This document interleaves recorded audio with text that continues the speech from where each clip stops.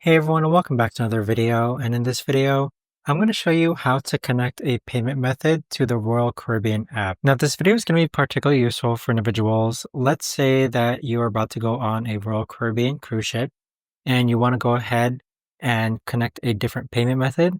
How do you actually go ahead about doing so? Now, this video is going to be short, sweet, and simple, guys. There's not going to be a lot of steps involved. Now, in order to do this, what you're first going to do is go onto the Royal Caribbean app. Next, click on Profile. Now, you're going to scroll down from here and then click on Payment Methods. Then from here, you're going to go ahead and add a new payment method. Now, once you've done so, just simply enter your card name, the card number, expiration date, and click on Save. But there you have it, guys. That right there is the best and easiest way that I know of to actually go ahead and connect a new payment method to the Royal Caribbean app. If you guys know of a better or easier way to actually do this, let me know in the comments down below.